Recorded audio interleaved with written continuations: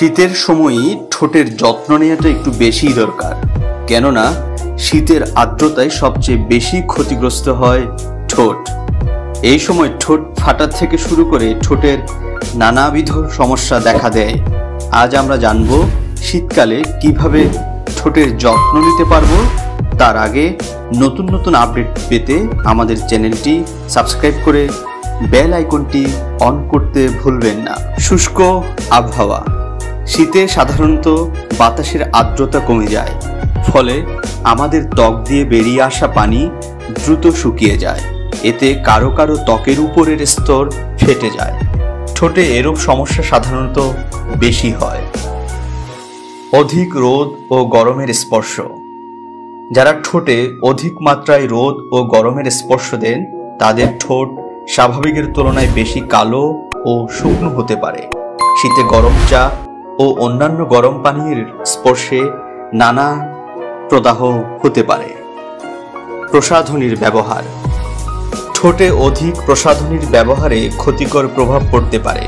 অনেক সময় বিভিন্ন প্রসাধন সামগ্রী যেমন লিপস্টিক, লিপ লাইনার, ক্রিম ইত্যাদির ব্যবহারে ঠোঁটে নানা ধরনের অ্যালার্জিক প্রতিক্রিয়া দেখা দেয়। এ থেকে ঠোঁটে ত্বকে তীব্র প্রদাহের সৃষ্টি হতে পারে।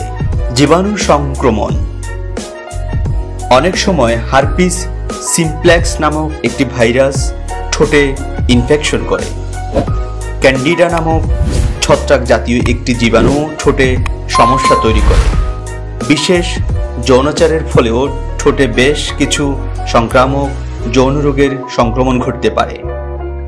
প্রতিকার, ঘরে থাকা উপকরণ দিয়ে সামান্য যত্ন নিলেই ঠোঁট ফাটার হাত থেকে রেহাই পাওয়া যায়।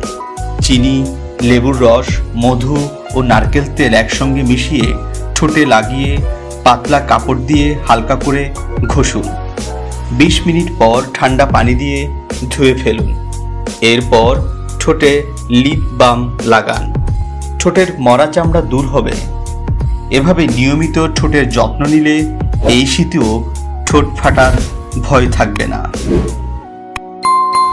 ঠোঁটের কালচে ভাব দূর করতে যা করতে হবে, ঠোঁটের কালচে ভাব দূর করতে দুধের স্বর বা মাখনের সঙ্গে মধু মিশিয়ে ঠোঁটে লাগান।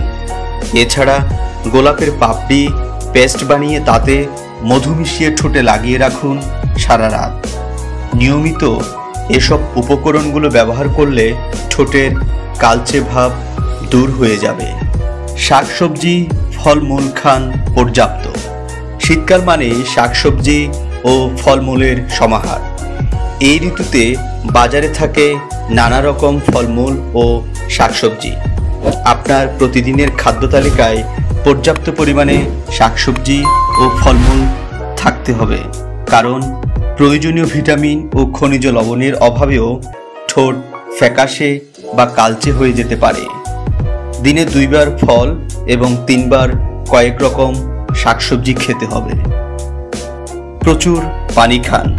শীতকালে অনেকেই পানি কম খেয়ে থাকেন। এর ফলে ত্বক ও ঠোঁটের আর্দ্রতা হারায়। প্রতিদিন অন্তত 2 থেকে 3 লিটার পানি পান করা উচিত। শরীরে পানি শূন্যতা থাকলে ঠোঁট উজ্জ্বল দেখায় না।